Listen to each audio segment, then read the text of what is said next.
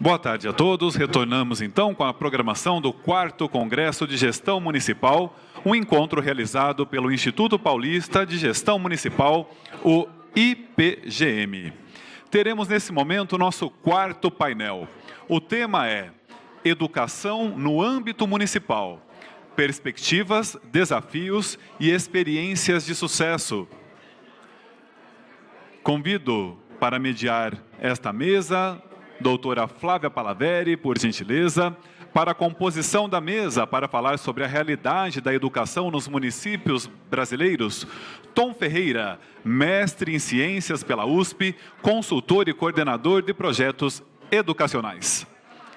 Convido também para compor a mesa, para falar das experiências dos municípios de Rio Claro e Serra Negra, projeto Conectar Educação, Valéria Aparecida Vieira Vélez, secretária de Educação do município de Rio Claro.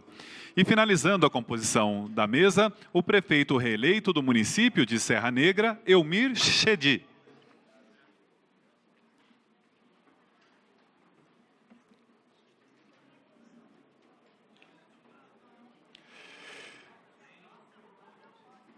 Composta a nossa mesa, com a palavra, então, a mediadora, a doutora Flávia. Boa tarde a todos. Estamos retomando agora do almoço. O pessoal ainda está chegando, mas para a gente não atrasar a programação do nosso evento, nós já vamos abrir esse painel. E eu, mais uma vez, agradeço a presença de vocês, agradeço o prefeito Elmir, a secretária Valéria e o Tom, que vão falar sobre um importante tema, que é a educação, que talvez, ao longo das campanhas, muito se debateu a respeito da qualidade do ensino, dos problemas da educação nos municípios, e a gente está aqui trazendo essa discussão, inclusive experiências de sucesso na área. Eu passo a palavra primeiro ao Tom, para ele expor um pouco o panorama atual da educação. Obrigada. Vou falar em pé. Boa tarde. Boa tarde. Agora sim, pô. Bom, falar de educação, a gente vai falar da educação no âmbito municipal, mas antes de falar da educação no âmbito municipal, a gente precisa fazer um overview da educação a nível mundial e como que o Brasil está em relação ao mundo na educação. Então, eu vou trazer aqui alguns dados muito importantes para nós, que vão reverberar diretamente naqueles dados que nós somos cobrados lá no nosso município, como o IDEB, EGM, entre outros. Para isso, nós vamos falar um pouquinho, a temática nossa é preparar o presente para transformar o futuro.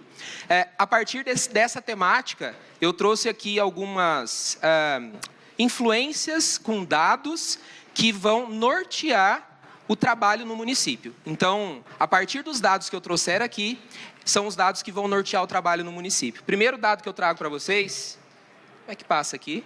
Está funcionando? Aqui embaixo. Opa. Para baixo. Ah, foi. Para fazer esse panorama educacional, primeiro dado que eu quero trazer para vocês. Quem aqui conhece o PISA? Levanta a mão para eu ver. Alguém já ouviu falar do PISA? O PISA, ele é um programa internacional de avaliação dos estudantes. Quem aplica o PISA? É a OCDE, Organização de Cooperação para o Desenvolvimento Econômico. A sede da OCDE fica na França, Paris. 30 países são membros da OCDE e eles aplicam o PISA a cada 3 anos.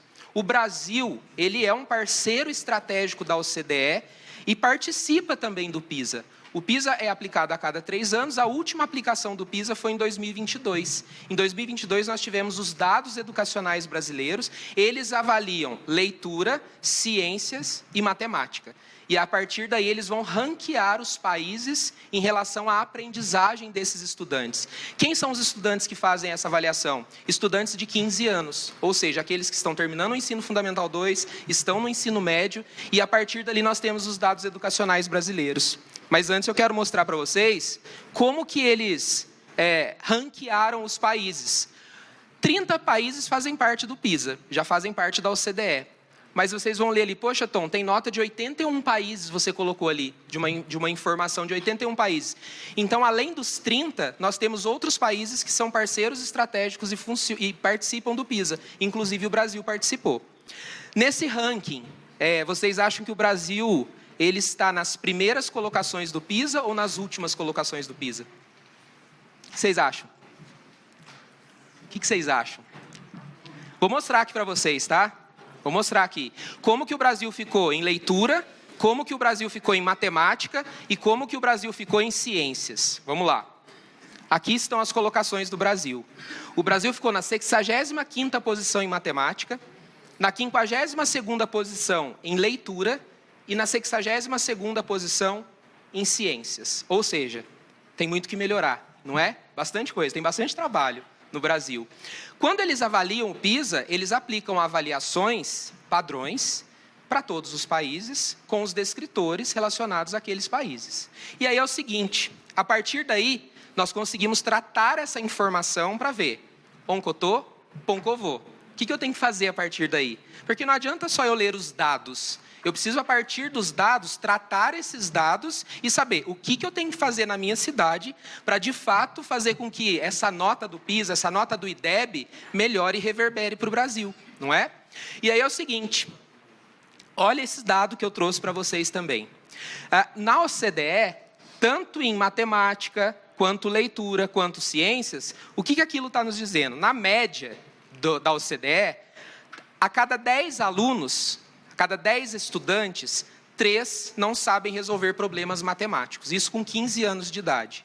Isso a média da OCDE. No Brasil, que é a barra vermelha, a cada 10 estudantes, 7 não sabem resolver problemas básicos de matemática.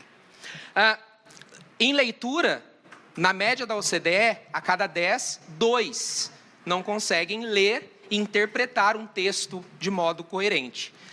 Na média do Brasil, a cada 10, 5 não conseguem resolver, ler um problema, ler uma informação e interpretar essa informação.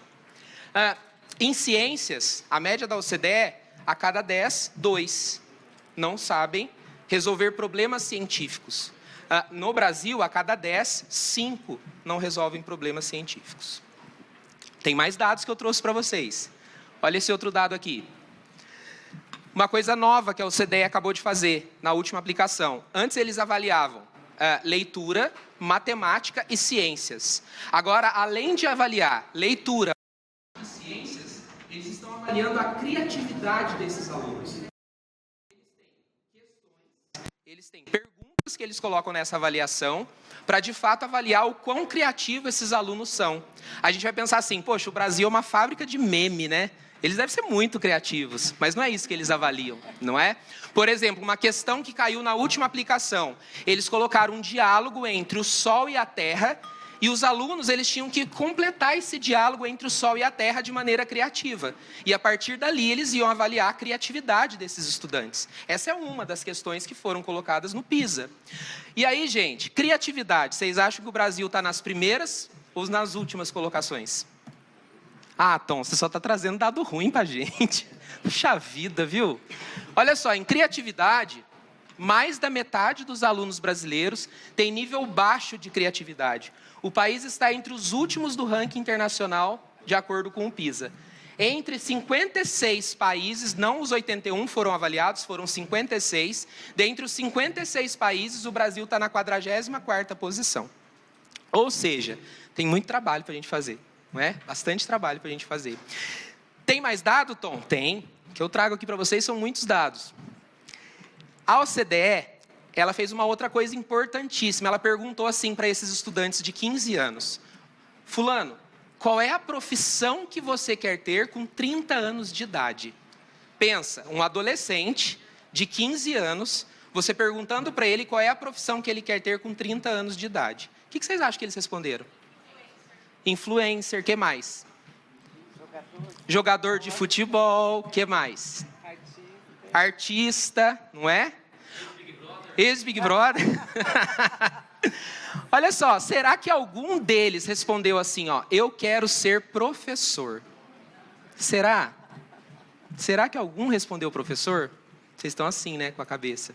Eu vou mostrar os dados primeiro da média mundial e depois eu vou mostrar a média só dos alunos brasileiros. Ali são colocadas as profissões que eles deram de opções para esses alunos resolverem. Ou seja, eles não tinham opção de responder qualquer profissão. Eles colocaram as opções e o aluno tinha que escolher uma opção daquelas, tá? Primeiro eu vou mostrar a média mundial. Olha isso daqui. O que os alunos no mundo querem ser? Então, ali as profissões. 100% é a somatória daquelas porcentagens. Se vocês olharem médico, advogado, engenheiro, que são as profissões tradicionais, que são as profissões que já há anos são tradicionais, são as que mais se destacam. Mas o que eu quero chamar a atenção aqui, tem ali, ó, profissional de esportes, né, jogador de futebol, escritor, enfim, artista, como a Flávia falou. Temos todos ali. Mas o que eu quero chamar a atenção de vocês são nessas duas faixas aqui, ó. Professor primário e professor secundário. Eles usam essa linguagem de primário e secundário porque é uma linguagem a nível mundial. Primário são os professores que trabalham, a maioria na prefeitura, porque são os professores que trabalham com educação infantil e ensino fundamental 1. E o professor secundário é aquele que são os especialistas, professor de matemática, história, geografia, que trabalha com fundamental 2 e ensino médio. Se nós somarmos essas duas porcentagens, dá 9,8. 9,8 é maior do que 9,6 que está lá em cima. Ou seja, tem mais gente no mundo querendo ser professor do que engenheiro, por exemplo. Tem mais gente no mundo querendo ser professor do que engenheiro, se nós somarmos as duas porcentagens. Essa é a leitura do gráfico da média mundial. Agora, eu vou mostrar a média brasileira. Na média brasileira, vocês acham que essas duas barras de professores, ela aumenta ou ela diminui? Ah, gente, sério? Será? Vamos ver a do Brasil? Ó, essa é a do Brasil. Tá aqui. Essa é a média das profissões que os estudantes de 15 anos querem ter com 30 anos de idade. Gente, só para ter uma esperança aqui, não é um zero absoluto, é 0,00000 alguma coisa. Mas como eles aproximam para uma casa decimal, enfim, no Brasil ninguém quer ser professor mais. E se nós fôssemos discutir os porquês aqui, nós iríamos ficar aqui até 10 horas da noite, porque tem tantos porquês de não querer ser professor hoje no Brasil. E é a partir desses dados que eu venho trazendo para vocês, que nós vamos fazer a leitura do que eu preciso fazer na minha rede municipal para melhorar, inclusive, isso em relação às crianças, que sim, elas precisam querer ser professores. E a gente não vê isso, a gente não vê mais isso. Ninguém quer ser professor, não é? E eu tenho que levantar essa bandeira, porque eu sou professor, né, Valéria? Nós somos professores, velho. Outra coisa importante que eles fizeram, eu vou aumentar esse gráfico é muito interessante. Eles plotaram, a OCDE, ela plotou num gráfico a felicidade dos alunos e a aprendizagem dos alunos. No eixo horizontal, ela colocou a felicidade dos alunos. E no eixo vertical, ela colocou o aprendizado desses alunos. Unhappy e happy. Quanto mais próximo desse ponto, mais infeliz o aluno é. Quanto mais próximo desse ponto, mais feliz esse aluno é. E o que eles fizeram? Eu vou aumentar esse gráfico para vocês visualizarem melhor. Aqui, ó.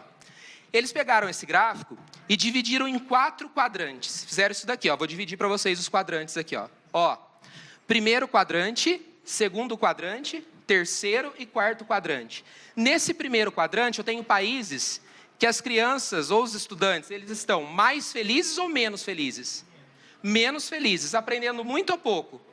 Pouco. Então, eu tenho ali no primeiro quadrante, estudantes que estão menos felizes, aprendendo pouco. Nesse outro quadrante, eu tenho estudantes que estão mais felizes ou menos felizes? Mais felizes. Mas eles estão aprendendo muito ou pouco? Pouco. Nesse quadrante, eu tenho alunos mais felizes ou menos felizes? Menos felizes. Mas eles estão aprendendo muito ou pouco? Muito. E o quarto quadrante é a cereja do bolo, não é? Quarto quadrante eu tenho alunos que estão felizes e aprendendo muito. Vocês já acharam o Brasil? Ainda não? Antes de mostrar o Brasil, eu quero mostrar esse país aqui, ó. Argentina. A Argentina está aqui. No mesmo nível que a Argentina, nós temos o Brasil. O Brasil está aqui, ó. Mesmo nível de aprendizado que os alunos argentinos. Ou seja, eu ganhei uma passagem para conhecer o sistema educacional de um país, para implantar políticas públicas aqui no meu município, no estado, enfim. Eu vou para a Argentina? Não. O nível de aprendizado dos alunos argentinos é muito parecido com o nível de aprendizado dos alunos brasileiros. Tem uma diferença, os alunos brasileiros eles são mais felizes que os alunos argentinos, de acordo com a OCDE. Mas antes de mostrar um país do 4º quadrante, eu quero mostrar um país lá do 3º quadrante, ó, aquele lá em cima, Coreia. A Coreia está lá em cima em aprendizado. A Coreia, inclusive, é um dos países que sempre fica em primeiro lugar, segundo lugar, na aferição do PISA. Mas reparem que a Coreia está quase encostada no eixo da infelicidade. Zero. Lá a felicidade lá é quase zero. A Coreia é um dos países que nós temos o maior índice de depressão infantil e o maior índice de suicídio infantil. Lá, eles têm uma autocobrança com relação à competição tão acirrada que os alunos, as crianças lá, elas estão se matando. Nós temos crianças com 6, 7 anos com depressão, crianças com 9, 10 anos se matando. E eu não quero um sistema coreano num local onde eu faça com que esses alunos ficam desse jeito. Então, vamos ver um país do 4º quadrante? Esse daqui, ó, Singapura. Singapura está lá em cima, também no mesmo nível de aprendizado que os alunos coreanos, porém, lá em Singapura eles estão felizes, eles estão aprendendo muito e eles estão felizes. Qual é a diferença de Singapura para a Coreia? Singapura preza por uma educação colaborativa, enquanto a Coreia preza por uma educação competitiva. Apesar de Singapura não falar diretamente sobre competição, eles sempre estão em primeiro lugar. No último PISA, Singapura ficou em primeiro lugar, tanto em leitura, quanto em matemática, quanto em ciências e criatividade. O que Singapura fez? Primeira coisa para eles chegarem onde eles chegaram hoje. Investiu na valorização do profissional da educação. Foi a primeira coisa que eles fizeram. Segunda coisa que eles fizeram, você vai cair na prova, anota. Primeira coisa que eles fizeram, valorização do profissional da educação. Segunda coisa que eles fizeram, infraestrutura, inovação e tecnologia. E a terceira coisa que eles fizeram, monitoramento da aprendizagem. São as 3 coisas, são os 3, para ficar aqui na nossa mente com relação à mesa da educação, o que eu tenho que levar para o meu município? Valorização profissional, investimento em tecnologia, inovação e infraestrutura. E a terceira coisa, monitoramento da aprendizagem. Eu vou mostrar, estou mostrando os dados mundiais. Ah, Tom, mas isso é lá em Singapura. E aqui no Brasil? Cadê os cases de sucesso do Brasil? O que está acontecendo no Brasil? Vamos falar do Brasil, então. Ó, no Brasil, nós temos um outro índice, que é o IDEB. Índice de Desenvolvimento da Educação Básica. A cada 2 anos, o MEC, ele aplica o IDEB e nós somos cobrados dessa nota, né? O IDEB foi aplicado ano passado, saíram os resultados agora, de vários municípios, e aí saíram os resultados do Brasil e das nossas cidades, enfim, dos estados. O IDEB, ele reflete a qualidade da educação. Porque o IDEB ele avalia português, matemática e o fluxo da rede. É um dado muito importante. O que é fluxo da rede, Tom? Taxa de evasão, taxa de reprovação. Isso tudo influencia na nota do IDEB, impacta na nota do IDEB. A nota do IDEB é uma nota que varia de 0 a 10, não é? E aí no Brasil, ó, os resultados nacionais foram preocupantes na última edição, que aconteceu agora, em 2023. Nos anos finais do ensino fundamental e no médio, as metas não foram atingidas. E em 20% dos municípios do país, os alunos de 5º ano, que é quando termina o ensino fundamental 1, os alunos de 5º ano, 20% desse país, eles sequer sabem somar moedas de 25 centavos. Esses são os dados educacionais do Brasil, o IDEB. Querem ver mais uma coisa? Aqui, ó. Nos anos iniciais, a meta para o Brasil era a meta 6, nos anos iniciais, até 5º ano. O Brasil atingiu a meta 6, por isso que está aquele joinha ali, na meta 6. Mas nós já temos municípios no Brasil que têm IDEB 9,6. E municípios que construíram esse IDEB depois de muito tempo trabalhando e projetando aquilo que eu falei agora há pouquinho, que eu vou retomar com vocês. Qual município que é esse? Sobral, no Ceará, por exemplo. Sobral, no Ceará, é 9,6 no IDEB.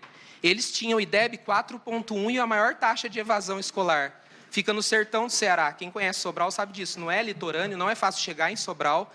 E lá eles conseguiram chegar em 9,6 no IDEB. É um exemplo de um município que não é só exemplo para o Brasil, está servindo de referência, está servindo de campo para o mundo em educação.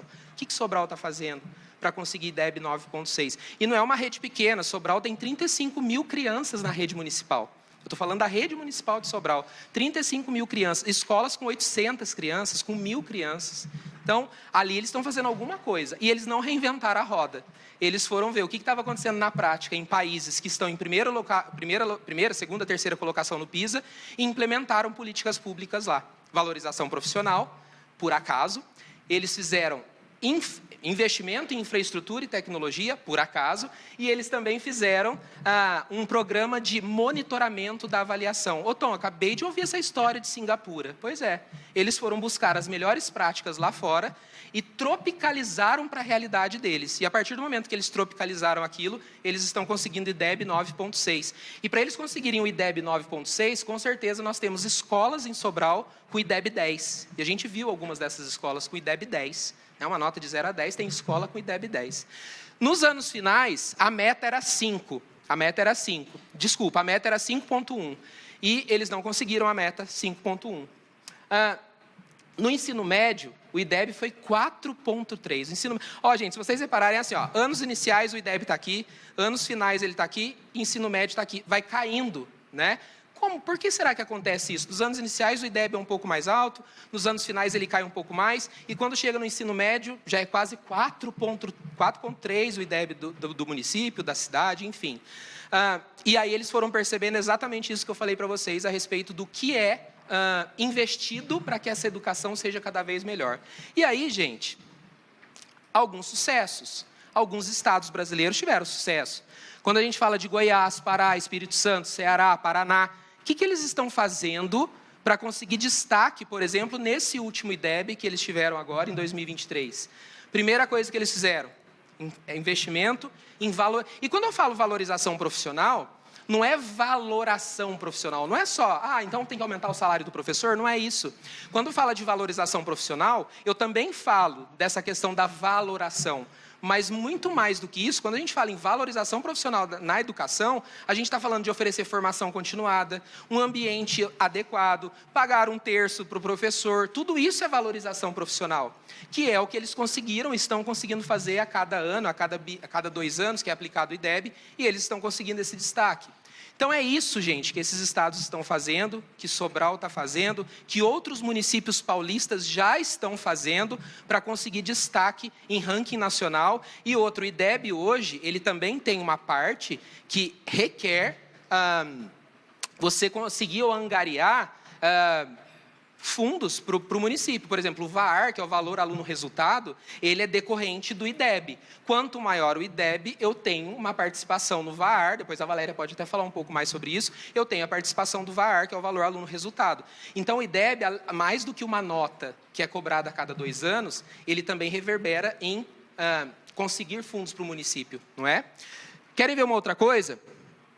Não sou eu que estou dizendo, né? Mas o Banco Mundial, que é o maior banco de fomento, né, para o mundo, ele fala que a educação, ela só desenvolve, não só com a educação privada, porque a educação privada a gente sabe que tem ali algumas nuances que já se caminha muito bem, mas o Banco Mundial fala que a gente só consegue se desenvolver por meio da educação pública. Aliás, no Brasil, gente, 85% dos estudantes brasileiros, eles estão na escola pública. Eles não estão na escola privada. Ou seja, o que representa o Brasil em relação ao mundo é a educação pública, municipal, estadual. Então, é ali que tem que ser feito o investimento. Quem será que é o responsável por esses investimentos? Não é? Estamos aqui numa sala de gestores municipais, gestores estaduais, enfim, somos nós. Nós somos os responsáveis por esse investimento. Então, investir em educação municipal é muitas das vezes pensar nesse, vamos brincar, feijão com arroz. Valorização do profissional da educação, investimento em infraestrutura e tecnologia, como eles fizeram, e um terceiro ponto, que é o monitoramento da aprendizagem. É isso. Se a gente pensar nesses 3 grandes pilares, a gente consegue elevar os índices educacionais do nosso município. Tá? Para falar de tudo isso, que a gente está falando, de IDEB e tudo mais, outra coisa que sempre nos é pedido e nos é solicitado é o IEGM, né, o Índice de Efetividade da Gestão Municipal. E no IEGM são colocadas muitas questões relacionadas à educação, que lá não adianta a gente mais responder sim ou não. É sim ou não e por quê? E como que eu comprovo tudo aquilo depois? Não é? Quando eu falo de IEGM, eu estou falando, por exemplo, de uma outra situação que vem combinado com o IEGM, que é o Plano Nacional de Educação. O Plano Nacional de Educação fala o seguinte: eu preciso implantar precisaria ter implantado até 2024, porque o plano é decenal, de 2014 a 2024, eu precisaria ter implantado até 2024 que 50% das escolas do meu município atenda a escola de tempo integral. E desses 50% das escolas em tempo integral, pelo menos 25% dos meus alunos precisam estar em tempo integral. E a Fase Educação, ela preparou um material muito bacana, acho que alguns de vocês já pegaram esse material ali fora, quem não pegou, depois pega, que a gente fez um estudo específico para vocês sobre exatamente isso, qual é a porcentagem já no município que já está sendo atendido em escola de tempo integral. Outra coisa que o IEGM pergunta bastante, está atrelado ao Plano Nacional de Educação, currículo. Hoje nós temos um documento que norteia a educação, Base Nacional Comum Curricular, ela foi homologada em 2017. Então, se os municípios, se eles não têm um currículo municipal, se eles não recorrem, por exemplo, São Paulo, a base foi homologada em 2017. Em 2018, o Estado de São Paulo já homologou o seu currículo, já tem homologado o currículo paulista. A partir do momento que eu tenho homologado o currículo paulista, os municípios precisam agora se desenvolver, a partir do currículo paulista, o seu próprio currículo. E isso pega o tempo todo, todos os anos. É isso, tá? E aí, para a gente dar continuidade nisso, tem alguns municípios que já têm alguns cases de sucesso. E é isso que a gente quer mostrar para vocês hoje aqui também. Então, a gente vai conhecer alguns cases de investimento em educação pública, investimento diretivo, assertivo, que foram feitos em educação pública. E um deles é a cidade de Serra Negra, que o prefeito, Elmir, está aqui, ele vai conversar um pouquinho com vocês sobre as práticas que estão sendo feitas lá em Serra Negra. Vou passar a palavra para o Elmir. Uma boa tarde a todos. Obrigado. Fico muito feliz de poder estar aqui hoje falando de educação. Educação que eu acho que é o berço da história do mundo. Nada se transforma sem educação. Se a gente quer uma cidade melhor, um país melhor, um mundo melhor, nós temos que ter educação boa para todos. E como já foi dito aqui, tem que ser do início. As crianças têm um poder de aprendizado muito maior do que os jovens, né? Eles aprendem muito mais rápido as crianças do que os jovens. Então, a gente procurou investir. Então, vou tentar falar rapidinho aqui, mais 2 minutinhos só que eu vou dar alguns números. A gente, quando assumiu a administração lá em Serra Negra, em 2020, nosso grupo vem há um bom tempo lá já eram 16 anos que o mesmo grupo estava administrando, foi administrada diversas coisas na educação para melhorar, e a gente veio vendo que a educação começou a melhorar. Vou dar alguns itens de pesquisa pública para vocês. Vagas em creche. 66% ocupam vagas de creche em Serra Negra. A infância conectada, nós começamos no final de 22, correto? Correto. Em junho de 23, a infância conectada, que é o projeto que nós vamos mostrar aqui para vocês, né, depois aí de 6 meses, vamos dizer assim, ela já estava com 62,5% de aprovação da população, pelas crianças, né, pelos pais das crianças. A merenda escolar bateu 79,5% de aprovação. O transporte escolar municipal, 78%.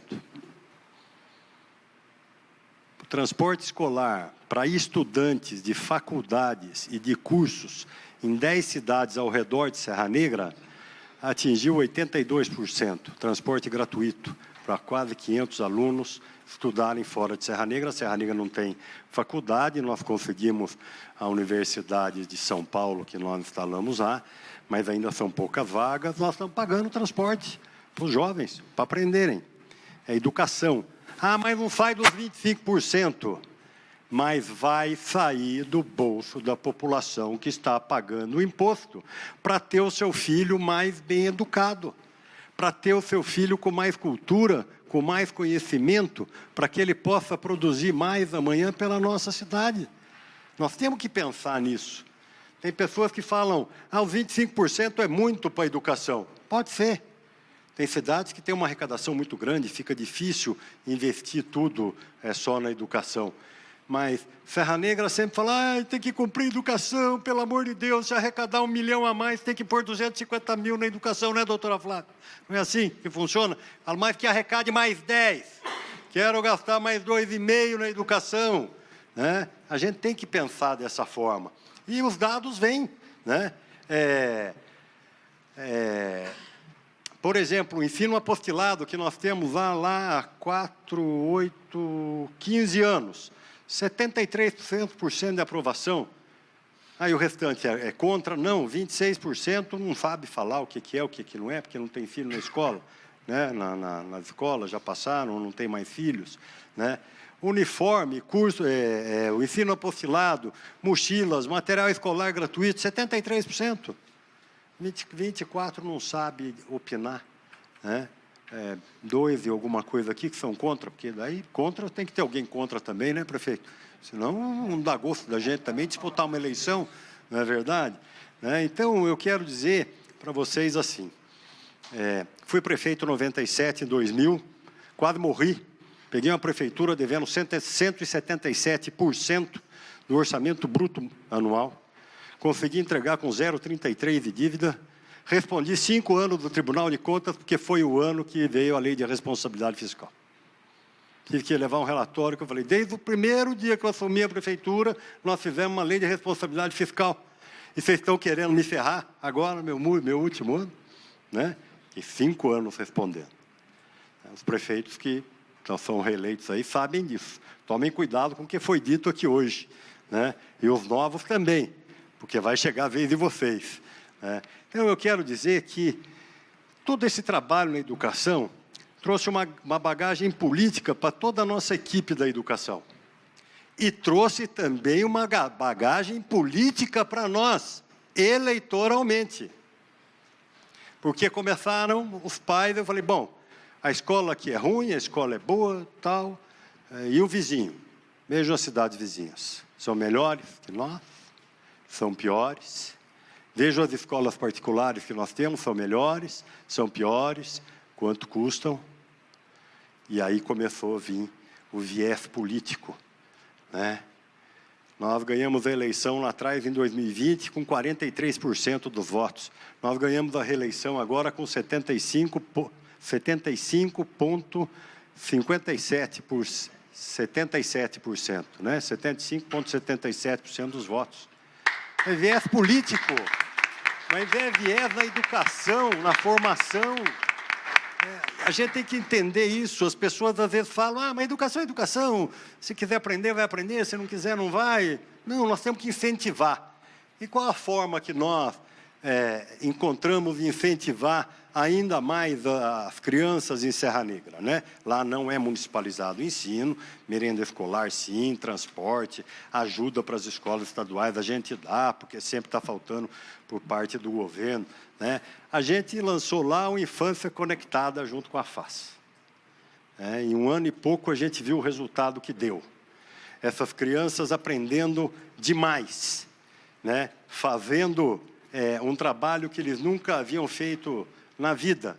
Então, um projeto que atende cerca de 600 crianças hoje, né, no pré-2 e no primeiro ano da rede municipal. É um espaço colaborativo que foi feito muito bonito, muito bem arrumado, muito colorido, né, com iPad, Smart TV, internet, Apple TV. O projeto da Infância Conectada tem como objetivo integrar a tecnologia e a educação, promovendo o aprendizado dinâmico que envolve todos os alunos, né, fazendo com que eles se interajam também, através das atividades, das buscas, a reforçar o conteúdo de aprendizado da sala de aula, estimulando a curiosidade e o desenvolvimento e habilidades essenciais.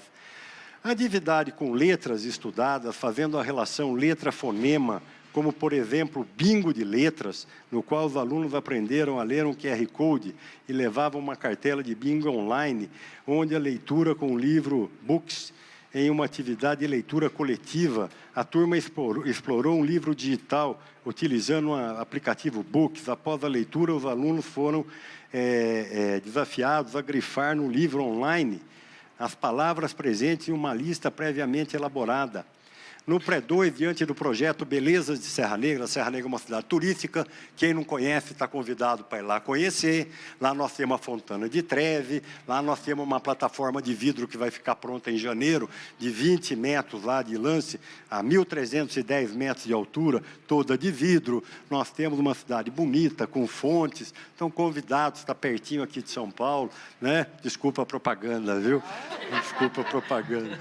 Né? No pré-2, é uma cidade realmente muito bonita. Né? E a gente fica muito feliz com isso, porque a gente tem um amor e um carinho muito grande por lá. No pré-2, diante do projeto Belezas da Serra, que foram os trabalhos dos pontos turísticos que Serra Negra tem, lá no Polo Tecnológico, Infância Conectada, após trabalhar todos esses pontos turísticos, os alunos saem em visita para os locais escolhidos pela turma. Nessas visitas, os alunos deparam-se com os turistas que também estão em visita no local. Juntos, encantam-se com as belezas de Serra Negra. Por muitas vezes, turistas questionam e parabenizam o projeto realizado. Vejam bem, o turista parabenizando o projeto que está sendo realizado na educação municipal. No primeiro ano, o trabalho é com gênero textual, com pages, alunos utilizam aplicativos para criar as suas listas, explorando diferentes gêneros textuais. Essa prática incentivou a escrita e a organização de ideias de maneira criativa. O projeto Infância Conectada é um passo importante para preparar os alunos para o futuro e onde a tecnologia e o aprendizado caminham e ganham juntos. Então, eu quero aqui agradecer o Infância Conectada, o projeto FAZ. Agradecer, porque a gente discutiu bastante, né, para chegar a um bom termo, porque lá a gente tem um secretário de Finanças que é um munheca. Eu metade sou italiano e metade eu sou libanês. Né? Então, já viu, um italiano prende o bolso de um lado, o libanês prende do outro, né? E a gente chegou a um bom termo e vocês ganharam a licitação, que a gente ficou muito feliz lá.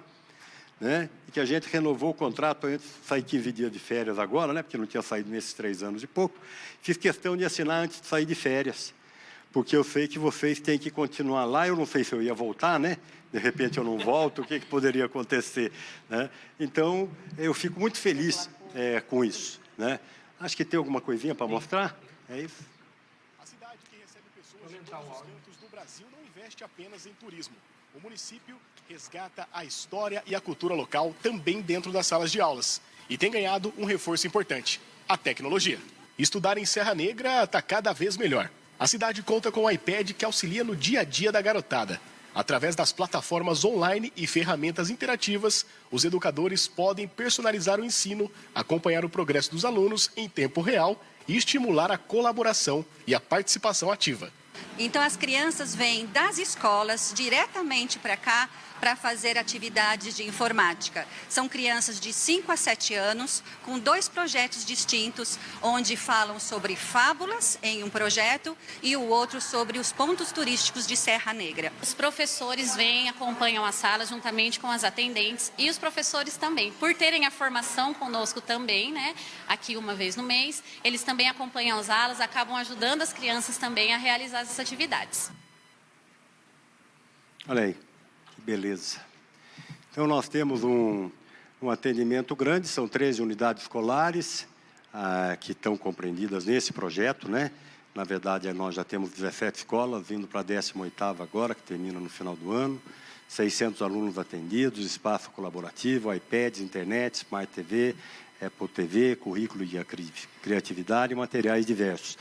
Nós fizemos um lugar específico para que as crianças saíssem da sala de aula, que elas fossem para um espaço novo, que lá criasse uma imaginação de alegria e de felicidade. E deu certo, né? Deu certo. Aí a palavra da... Boa tarde, estamos aqui no Pod Infância Conectada, eu estou visitando em Serra Negra, estou visitando junto com a nossa supervisora, a Sandra. A Verdiana é professora de futebol, vai falar um pouquinho do projeto que a Prefeitura vem desenvolvendo em parceria com a FAZ Educação. Né, Verdiana? Nós trazemos aqui os nossos alunos uma vez por semana tanto os alunos do pré-2, como do primeiro ano. Conta um pouquinho do trabalho que você está fazendo aí hoje com nossas crianças. Bom, quem está aqui hoje é o primeiro ano da geral, do primeiro ano do mês, né? Com eles, com o primeiro ano, a gente está trabalhando no Conectando Aprendizagens, que é um projeto onde a gente traz coisas que eles aprendem em sala de aula, tentando reforçar a parte de alfabetização, de matemática e também incluindo a parte de tecnologia. A gente vai de senhas, QR Code, coisas que eles vêm no dia a dia aqui com a gente também. O do Pré-2 é um projeto conectando, é o projeto Beleza de Serra Negra, que é um projeto onde a gente tenta trazer eles para a nossa cultura, conhecendo os principais pontos turísticos aqui da cidade, aproveitando para trabalhar também nessa parte com eles de tecnologia. Isso, né? Como a gente pode sentir, é mais uma ferramenta que está a favor dos nossos alunos, né? Para estar contribuindo com a aprendizagem das nossas crianças. Nós temos também aqui a nossa professora, que eu gostaria que ela falasse um pouquinho do que você sente nesse projeto, quanto é importante essa ligação entre escola e o reforço das atividades. Eu acho que só complementa o que a gente aprende dentro de sala de aula, né? Como a Vê falou, a gente trabalha para complementar a alfabetização. E como, assim, as crianças também são muito conectadas, né? Elas têm celulares, elas gostam de mexer com a parte da informática, esse mundo digital já faz parte da vida delas. Então, eu acredito assim que só tem a complementar mesmo com a parte de avanços na aprendizagem da criança. Bom, gente, aí falando das belezas de Serra Negra, aí o projeto também continuado das belezas de Serra Negra, da atividade de criação de histórias em quadrinhos. Vamos agilizar. Aí a Fontana de Treve, eles foram conhecer e fazer o trabalho e falar sobre a Fontana de Treve, conhecer a história de Fontana de Treve.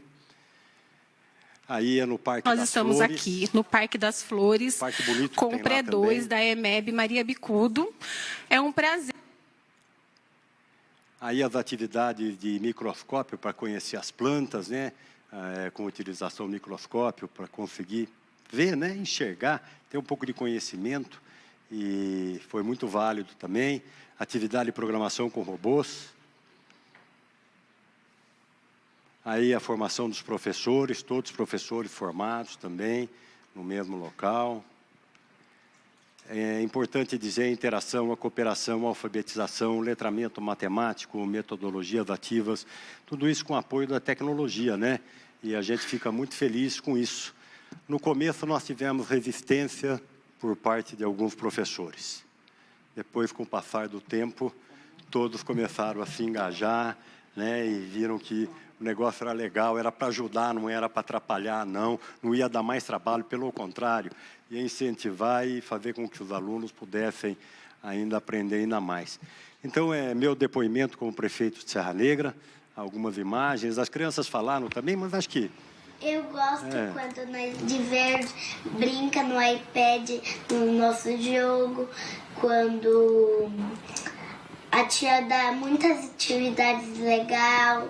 Aquela atividade que nós fizemos no número foi muito divertida, muito legal mesmo. E você, Pietro, o que você acha daqui? Eu gosto de divertir um monte de aula da tia Veri e daquela atividade da pracinha que a gente ia ensaiar. É muito legal. E que atividade vocês fizeram hoje? Hoje a gente fez a atividade do ponto turístico. Do ponto turístico. Vocês lembram qual é o ponto turístico? Sim. Qual é? A barragem. A barragem. E a gente apanhou um monte de figurinha. E vocês acharam divertido? Muito. Legal. Manda um beijo aqui. Crianças da zona rural. Crianças da zona rural. O mesmo tratamento que se dá com os alunos da cidade, do centro da cidade. Eu acho que já terminei. Para finalizar, terminamos em junho de 24, com a aprovação na educação municipal de 91% da população de Serra Negra. Então, a gente fica muito feliz, eu me sinto orgulhoso, me perdoem, porque não é fácil a gente trabalhar, a gente lutar. Os que foram prefeitos aqui sabem disso, os novos vão entender isso também. A gente tem que ter paciência para ouvir muita besteira, tem que estar 24 horas ligado no ar, celular não para. Não pensem que não vão achar o número de vocês, porque vão sim, né? Outro dia, posso ter mais um minuto? Eram 2 e pouco, eu deixo meu celular ligado sempre, né? Estou aqui com a minha secretária de governo, com o meu chefe de gabinete, o Rodrigo, que se transformou agora em vice-prefeito na eleição. 2 da manhã me liga um senhor, eu percebi que ele estava um pouco alterado e tal. Prefeito, amigo, você está bom, tudo bem, o senhor está com algum problema? Eu estou com um probleminha assim, viu? O senhor recapou a rua do lado da minha casa lá, faltou a minha rua, tem um buraquinho, só o senhor não manda tampar o buraco para mim? 2 horas da manhã. 2 horas da manhã. Né? A gente tem que estar preparado, foi o que disse aqui o conselheiro do Tribunal de Contas, a gente tem que ter boa fé, né? Ele falou diversas coisas aqui, a proximidade com as pessoas mais simples, né? Melhorar a vida das pessoas, é isso mesmo. Mas tem uma coisa que minha mãe disse para mim, na primeira vez que eu fui ser candidato a vice-prefeito. É uma missão, não é um emprego. Você está indo para uma missão. Então, ou você vá de peito aberto ao coração, ou não vá, que é melhor. Então, foi assim que nós somos, né? A gente encara com uma missão, com uma alegria, com uma felicidade. Agradecer a parceria de vocês, agradecer a sua parceria, viu, doutora? E doutor Marcelo também, que nos atende, porque foi dito aqui, problemas todos vão ter. Não pensem que vocês não vão ter problema, não. Se vocês não tiverem, vamos arranjar para vocês. E se não tiver algum probleminha também, aí não fez nada. Porque teve um prefeito que falou uma vez para mim assim, ô Elmir, você ganhou eleição, parabéns, rapaz, em 2020. Parabéns, que alegria, olha, se você não quiser ter muito problema, não trabalhe muito não. Deixa a coisa andar normalmente. Porque se você trabalhar muito, você vai ter mais problema para resolver depois. Graças a Deus a gente trabalhou bastante, vamos continuar trabalhando.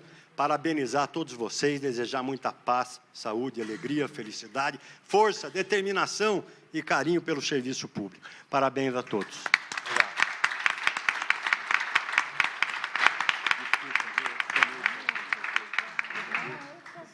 Obrigado. Agora nós vamos ouvir a Valéria, secretária de Educação de Rio Claro. Boa tarde a todos e todas, um prazer estar com vocês hoje. E é muito bonito, né, ver uma plateia de prefeitos eleitos, reeleitos, equipes de transição e também, né, os secretários e servidores que estarão com vocês. A missão não é fácil, mas ela é muito gratificante. Acho que hoje de manhã, quando o conselheiro disse, né, que o que importa, né, a gente conseguir mudar a vida das pessoas é realmente isso. E prefeitos, quando vocês estiverem naquele dia assim que tudo deu errado, vá para uma escola municipal, converse com as crianças, que com certeza o dia de vocês vai ficar melhor. Bom, Rio Claro, né, meu nome é Valéria, sou secretária de Educação, fiquei nesses 4 anos junto ao prefeito Gustavo Pericinoto, que hoje não pôde estar aqui, que está em Brasília, lá em busca de recursos para o nosso município. E quando nós chegamos na cidade, nós estávamos em pandemia, né, vocês lembram, 2020, onde Rio Claro ficou por 6 meses com as escolas fechadas, sem nenhum trabalho com as crianças. Eu sou diretora de escola, né? Eu sou de carreira, tenho 32 anos no serviço público, e os pais me perguntavam, Valéria, mas todo mundo está fazendo alguma coisa, e Rio Claro vai fazer o quê? E nada. Até que o Ministério Público entrou, através de um vereador, né, contra a prefeitura naquele momento, e nos 3 últimos meses de mandato foram feitas atividades impressas, muito daquele jeito. E aí nós chegamos em janeiro com esse grande desafio, porque as nossas escolas não tinham condição nem física de abrir para atender, não tinha máscara, não tinha álcool em gel, não tinha nada que vocês pensassem, nem licitações prontas, nada. Então a gente por 6 meses ainda continuou com as atividades só virtuais, e só no meio do ano que nós conseguimos voltar presencialmente. E aí, tínhamos milhões de problemas, mas a gente tinha que focar em alguma coisa, priorizar algumas coisas. E nós priorizamos 2 áreas que eram áreas que estavam muito com déficit, que era vaga em creche. Eu tinha 1.600 crianças em espera, né, de vaga em creche no nosso município, um município de 210 mil habitantes, onde eu tenho 67 escolas hoje, 18 mil alunos, 2.800 servidores, só na pasta da educação, sendo 1.300 professores. Eu tenho lá, transporto, né, 4 mil crianças todos os dias e servimos 44 mil refeições todos os dias na nossa alimentação escolar. Nossa alimentação escolar é própria, né, gestão própria. Então, é aquele mundo, aquele universo que vocês aí vão, muitos até mais do que nós e menos, mas que vai, então é a grande pasta, né, dentro da prefeitura. Todo mundo acha que a gente é a prima rica, mas a gente está ficando pobre, porque a educação também, os recursos estão assim, escassos. Esse ano, o Estado de São Paulo, os prefeitos, é bom que saibam disso, porque já começam a nos ajudar aí a luta. Nós tivemos um corte no QESE, que é a cota salário educação, que foi uma redistribuição, na verdade, feita, né? Assim como o Fundeb. E só para vocês terem ideia, no meu município, a gente recebia 25 milhões de QESE. Esse ano eu vou receber 10 milhões. Minto. A gente recebia 20 milhões e vamos receber 9 milhões esse ano. De uma vez, assim, né? Fizemos trabalhos na Undime para tentar... Undime, né, União Nacional dos Dirigentes Municipais, para tentar que isso fosse de forma gradativa, para os municípios não sentirem tanto, mas não teve jeito. E a gente está sofrendo aí, porque o QESE ajuda a gente a complementar a alimentação escolar, a transporte escolar, a fazer também manutenção, e isso está causando, vocês com certeza vão encontrar aí nas equipes de transição essa fala, da diminuição dos recursos.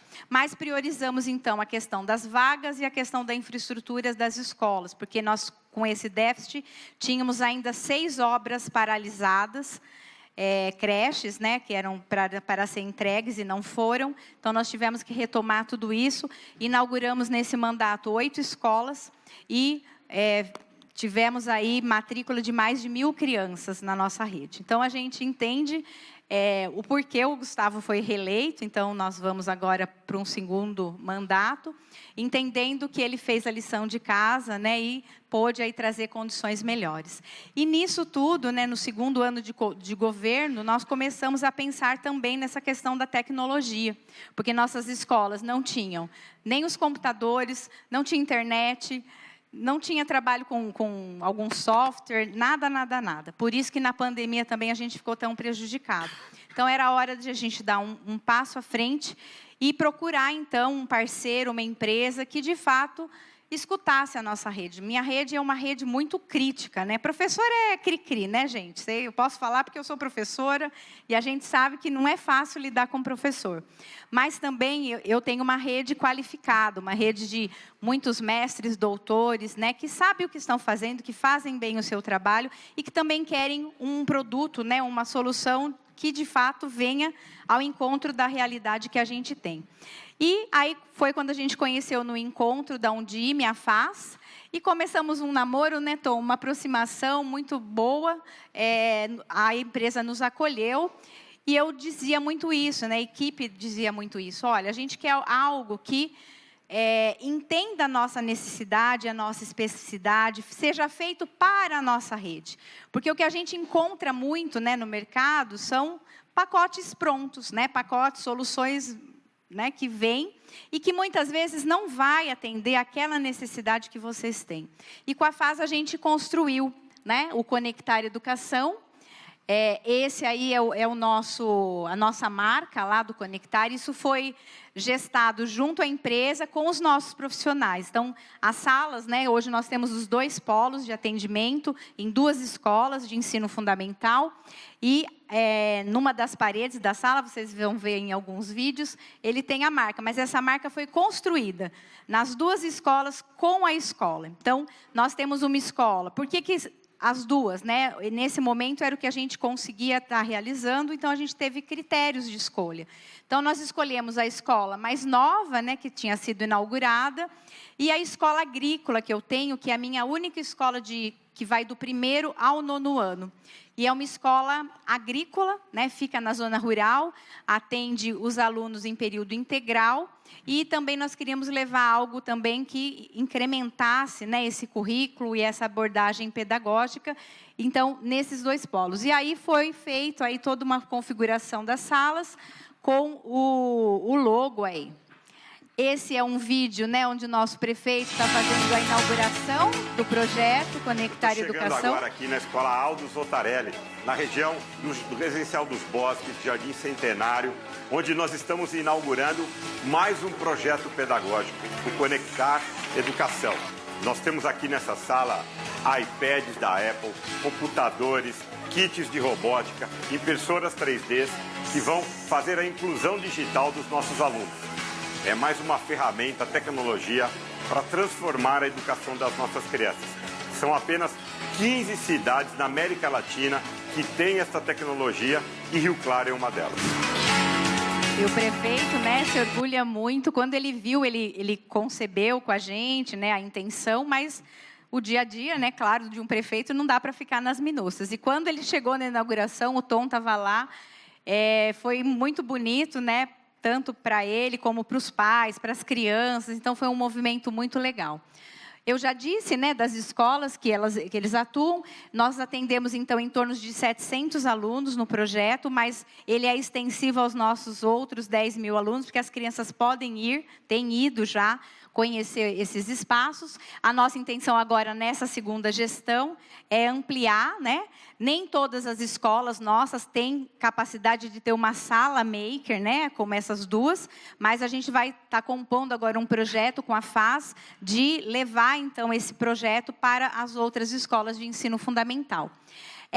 Esse projeto conta com uma equipe local, então tem o coordenador do projeto e tem os monitores e estagiários que acompanham, que vem, vamos dizer, dentro desse pacote, e faz esse trabalho junto aos nossos diretores, professores coordenadores e professores da escola.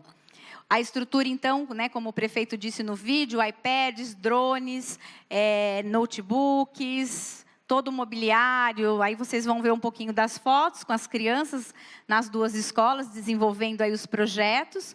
São feitos projetos interdisciplinares, a gente procura trabalhar, né, de uma forma interdisciplinar. Já está dando frutos esse trabalho. Um grupo, né, das nossas escolas, 2 turmas, estão já na segunda fase da Olimpíada Brasileira de Informática, de Programação. Então, estão lá já fazendo programação. Tem um projeto nosso que é da água, que eles estão participando. E está muito bonito. Aí tem a fala de um dos nossos alunos. Pedro, hoje eu vim falar sobre a água potável. A água potável é aquela água que a gente bebe, que tem nas torneiras para a gente lavar a mão. Essa água vem do DAI. O DAI pega lá do horto, lá do horto e... Vou cortar por conta do tempo, mas dizer que todos os projetos, eles são, então, interdisciplinares e fazem com que o aluno seja o protagonista. Então, a gente tem alunos que hoje estão fazendo já vídeos para jornais da nossa cidade, estão indo, né, nos locais, pontos turísticos que nós temos, históricos, né, e desenvolvendo todo esse trabalho. Dentro desse trabalho também nós temos o projeto Férias, então as escolas ficam abertas e temos projetos específicos, que nesse ano foi de robótica e de jogos, né? Para que as crianças pudessem, então, conhecer. Não só pode ser das crianças da escola, como da própria comunidade. Então, uma forma também da gente aproximar a comunidade, né, das escolas.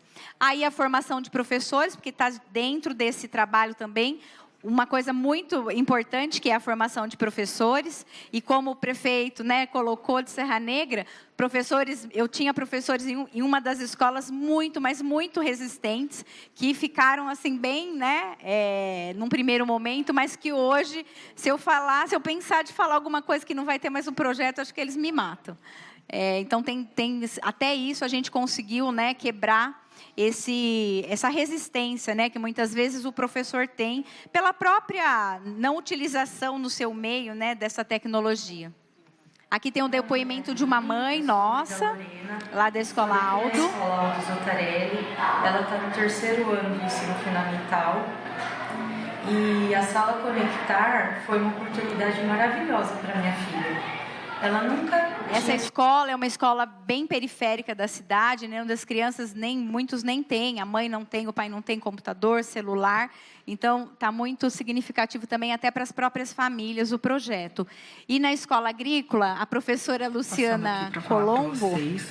do como está sendo importante. Ela é uma professora de ensino fundamental 1, uma das mais críticas que eu tenho na rede.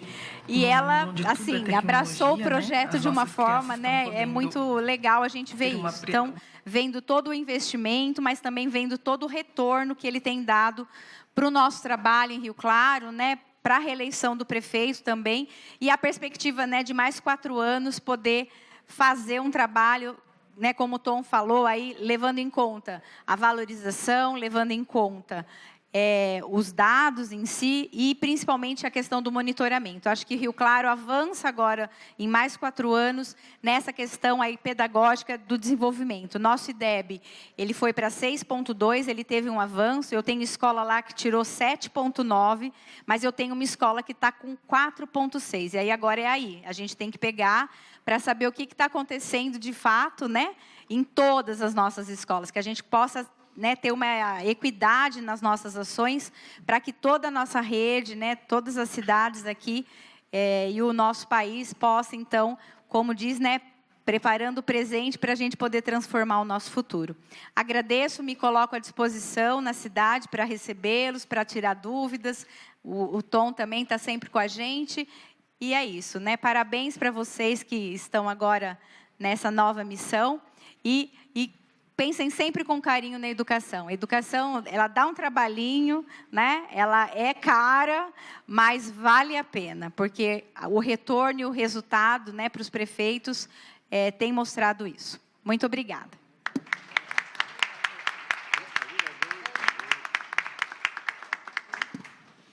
Então, encerrando esse painel aqui, vou entregar os certificados e agradeço mais uma vez a presença de vocês. Agradecemos, então, a Tom Ferreira, mestre em Ciências pela USP, consultor e coordenador de projetos educacionais, a Valéria Aparecida Vieira Vélez, secretária de Educação do município de Rio Claro, e também ao prefeito Elmir Chedi, prefeito reeleito de Serra Negra, que também recebe aqui um exemplar do livro Nova Lei de Licitações e Contratações Públicas para Municípios. Vamos à foto desta mesa, que teve como tema Educação no âmbito municipal, perspectivas, desafios e experiências de sucesso. Mais um painel com a mediação da doutora Flávia. Uma salva de palmas aos componentes dessa mesa, por gentileza.